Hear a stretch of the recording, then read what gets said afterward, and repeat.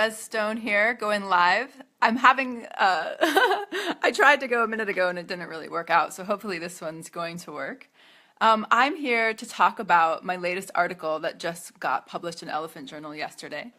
And it's about what women really think about during oral sex. So if you're here, please come say hello. Let me know that you're on. You're welcome to ask any questions that you have. Yay! I love seeing your likes and seeing that you're here. Feels really good. Any questions that you have that if you've read the article, if you haven't yet, I would just love to spend this time getting to talk about my absolute favorite subject. And so the reason that I wanted to always write this particular article about what women really think about, oh hey, Cad, in oral sex, is that one of my real professional goals as a woman and as an educator is to normalize a lot of the awkward experiences that happen during sex that we don't often get a chance to talk about. And whenever I teach or coach or even just talk privately with friends, most of the women in particular that I talk to about this phenomenon all sort of laugh and blush and think to themselves or say out loud, I totally do that. I totally do that. Instead of actually being present for the experience and enjoying being touched in my body, enjoying the sexual sensations, instead I'm running through my to-do list. I'm worrying about how long it's taking me. I'm literally thinking about my water bill, whether I paid it, just like I say in the article, what my numbers are on the bottom of the check, and how does that even work? And who decided that anyway? And how does the bank actually track that? And then all of a sudden there's that recollection like, oh God, I'm in bed and I'm having sex. My mind is completely not present. And the main way that a lot of people explain this phenomenon to themselves in that moment is that there must be something wrong with me. I must have done something wrong. My partner's doing something wrong, or there's just a way that my body is wired that doesn't make any sense. Oh, hey, Marty, awesome. So good to see you here. Thanks. And what I really want to offer to all of you is that there's absolutely nothing wrong with any thought, any feeling, any experience that ever happens during sex for you. What I'm here to talk about is that the actual framework that we have around our sexual experiences is one that actually promotes mental chatter for many of us, not just women, for people of all genders. And that's because the way we currently have sex, or the way that I used to have sex before I started really deeply exploring another option, it was pretty much like a referendum on my soul every time I got into bed with someone, right? Like it was either going to work and then I was going to be happy, they were going to like me, it was going to be confirmation that I was okay, that my body worked, that I was beautiful, or it was going to go poorly. And that just meant such a host of terrible things for me. It meant that possibly my body was broken, or that I was unattractive, that I was doing something wrong, that I didn't understand how to have sex. And just the amount of pressure that type of internal referendum puts on us deeply, deeply inhibits our actual ability to enjoy the experience of connecting sexually with someone else. So if you relate to anything that you see me talk about or that you read in the article, I want you to know that that's one of the prime reasons that I identify as why we aren't all just blown away sexually, especially as women, is because the very way that we're connecting isn't the one that's most enjoyable, relaxing, and nourishing for our bodies. So I'm going to go over a little bit of what I talked about. Oh, hey, there's so many people here. I love seeing you join. I'm going to go over and talk about, this article. And like I said, this was one I always wanted to write because it's so personal for me. I actually used to not enjoy receiving oral sex. It was years, decades really, of real confusion about why that was. I had heard that it was supposed to be, the ultimate experience for women.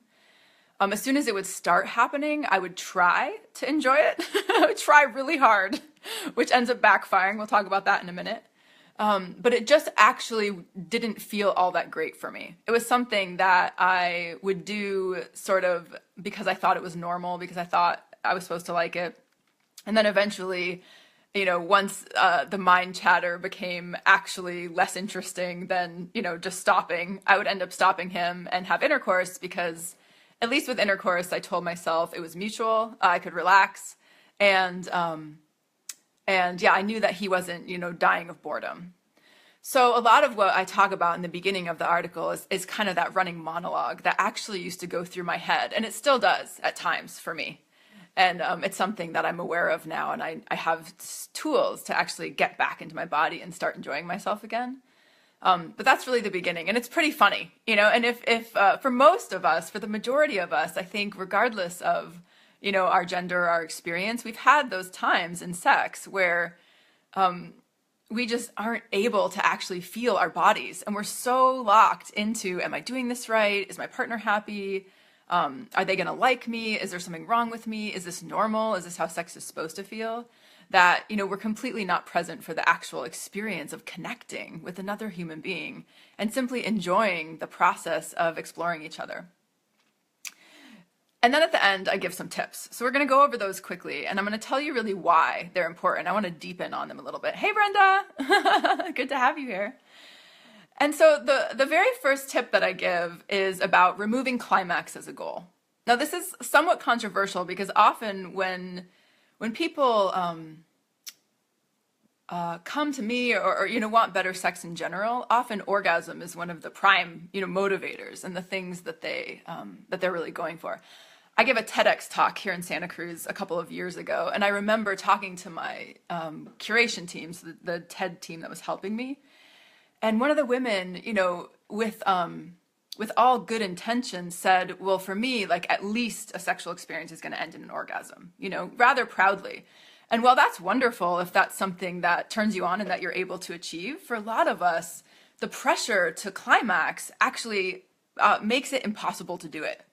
So that's because climax, in particular for women, but really I think for all people, is actually an involuntary experience. It's not one that we can orchestrate. That's why if I told you this instant to, make yourself climax right now, in this moment, you couldn't do it, most likely, unless you're, already partway there watching the live stream. And that's an involuntary reaction, the same way that I couldn't say, fall asleep right now, and you could just pass out on command. It's because involuntary muscle functioning doesn't work that way. Differently, our muscles, if you say, hey, stand up, all of us can stand up, we can jump, we can wave our arms in the air, like these are things that we can control. So orgasm is actually one of those things that we can't control. And trying to force it to happen is actually like forcing yourself to fall asleep. And I talk to my clients about this analogy all the time because it really helps make sense of something that I think is quite confusing. Imagine trying to fall asleep, feeling like you have to, and then add to that somebody's watching you and waiting for you to do it. Now, for me, that's a complete recipe for insomnia and for not being able to actually achieve my goal of relaxing and enough to fall asleep. That's how a lot of us feel when there's that expectation, either in our own minds, in the minds of our partners, or even in society, that we need to climax or we need to have an orgasm in order to have oral sex be successful. It actually tends to work against us. So the greatest thing that I know that changed my relationship with oral sex was to remove the necessity of me having a climax. As soon as I got rid of that, I noticed a whole bunch of things changed. One, I was able to actually relax and enjoy myself and enjoy the experience and not be stuck in my head thinking, oh my God, I'm taking so long. He must be bored. This is like, it's been 10 minutes. Now it's been 15. Like, who actually likes this? I mean, that's actually, kind of the running commentary. And then when I would sort of feel like climax was potentially an option, it tended to take a lot of exertion on my part, so that I remember, lying in bed and just being like, oh, if I just like concentrate, like tighten up a little bit, like, oh, I think it's good, just like really trying to sort of thread this needle to make it happen.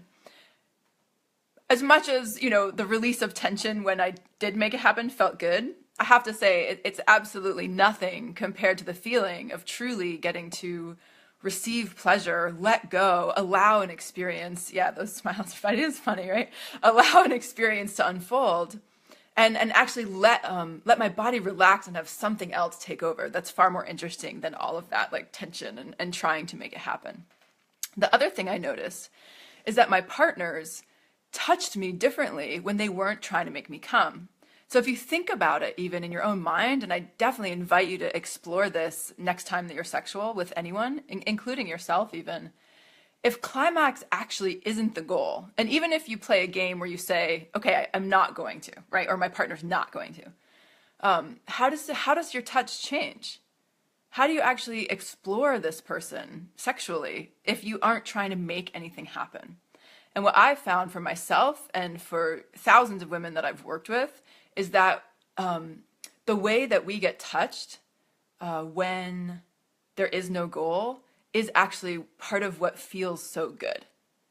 So it's actually the way the texture changes, the way the pace changes, the way it feels more exploratory and investigative, if you will, rather than this kind of like pursuit of the finish line. So that's the first tip: remove climax as a goal, even in your own mind. The second is ask for a small change. So oftentimes when people give sex advice, they focus on technique because we don't really know what else to do. I think that's why we do that. It's because sex is so mysterious and so exciting, and we really want to do it right. And so we think often that if we could learn the right way to do it, that we'll be able to blow someone's mind. Now, certainly there are things we can do that tend to feel better or worse. We can always inform our partner. We're going to talk about that in a minute. But why I would never focus on technique first is that technique alone isn't actually going to give us what we're looking for sexually, in my experience. That's because the kind of doing it right mentality that like the proper technique brings in tends to be more of that goal orientation and that pressure to then, feel like we did it right and we're good partners, or affirm to our partner that they did it right and, that they were good partners. That being said, there are often times where simply asking for something that we know that we would like better than what's happening is very fruitful and can be really helpful, right, to our partners and to ourselves. The example I give in the article is that I work with couples a lot and really train them, support them in having more fulfilling sex, especially sex that's more fulfilling for her. And I was working with a couple, and they revealed to me that they've been married for years. And just through the course of, doing my program and working with me, she started to feel more comfortable sharing what she wanted. And she told him, I really like it when your tongue is soft instead of pointy. And just that one little, that was what she felt comfortable sharing. And that one little thing completely radically changed his approach to her, because often we just haven't told each other like what feels good for us. And so sometimes there is one small thing that can actually make a big difference. So what I like to say to everybody, to people, is that if something keeps sort of, bumping around the back of your head, and you keep thinking, gosh, if this one thing could change, whether it's in the middle of sex or, remembering sex and you're about to have it again with your partner, if it keeps kind of recycling, then that tends to be worth sharing. So share that one tiny thing. And it helps to often share it before we start a sexual experience, especially when you're first starting out with this. A lot of people, and women in particular, are afraid to give feedback to their partners because they don't want to offend them. And, oh, great. I'm so happy to hear that, Brenda. Brenda says that, she did this other day and it worked so well. Awesome. We're afraid to offend our partners because because when we're having sex in the framework that it's a referendum on our soul, like we talked about at the beginning, right? That we either do it right or we don't. And it really what's at stake is like our very, our very nature as humans. That of course, giving a suggestion to our partners can, throw them for a real loop. And I've had this experience myself a lot, where I would ask for what I wanted, and a man would even go as far as to say, don't tell me what to do. And I'd be like, oh my gosh, I'm just trying to make it feel better for myself. And the level of upset that would occur actually made it not worth it to say something. Now, I highly recommend creating a culture in your relationship where stating desire is incredibly normal and is really welcomed. So that's the first thing. The second thing is that it can often help to talk about it before sex as opposed to during it. So to say, hey, I've been noticing that I want to try something new, and this idea keeps bumping around in my mind that I really love it. Here's one for me. I really love it if we're having oral sex that you start by actually just putting your mouth on my genitals and not moving. Like actually take your time before you start moving. That feels so good for me. And then start out by just going really slowly. And you want to try that with me. Most people will say, yeah, let's do it. That sounds really fun. So talk about it before you're in the act so that soul referendum button doesn't get hit. And the last tip that I gave is to just relax and soften your body more. So one of the real habits that hijacks women's pleasure, especially for us driven type A, badass women, is that we try to do things to make something happen. The go-to of our wiring or our minds is that when we want something, we need to take action in order to get it. There must be some way that we can help the process move along, and this is a wonderful attribute and one that gets us far in life. It's certainly an integral part of who I am. And in sex, that mindset tends to backfire for everybody because sex is actually the most enjoyable sex that I know is not something that we orchestrate or manage, right? I think that we, especially as women, do quite enough orchestration and managing on our own in the rest of our lives. Thank you very much. And sex is actually the place where we can do nothing and actually relax and actually get the opportunity to just feel instead of trying to make something happen. So I really began to identify in my quest for enjoyable oral sex, which I embarked upon about 4 years ago, that I was just doing a lot when I was receiving, making a lot of noise, trying to move, wiggle, sort of look hot, and then also try to make my body orgasm, try to turn myself on, fantasize to try to make it hotter. I was just like working really hard and then not really feeling anything. So if you identify with this, the third tip I want to give you is to actually do much less.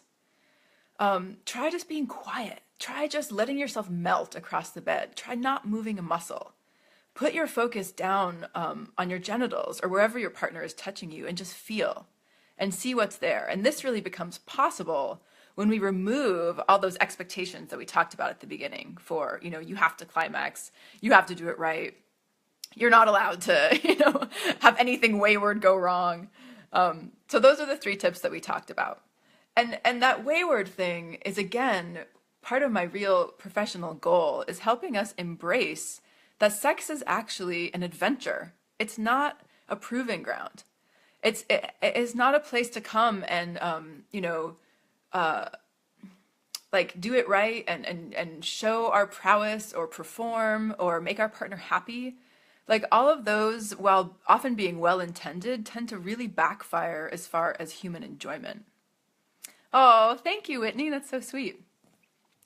So as much as you can, and hang out. Like I'm going to be talking about this a lot more because this is what I love. So as much as you can, bring that new framework to your bedroom and even into your own mind. That sex is not about proving anything. It's not a performance. It's just a place for you to get to explore your body and your desire and what feels good for you with another person. Okay, if you have any questions, please comment in the comments because I can see them, which I'm really excited about. I wasn't sure how that worked. I haven't ever gone live before actually, except when I was in New Orleans and showing a marching band on the street, which was also really fun. But not in this context. So if you have questions, go ahead and comment, and then I'll answer them as best I can. I'm planning on being on here until about 10:30, so we have like 7 more minutes.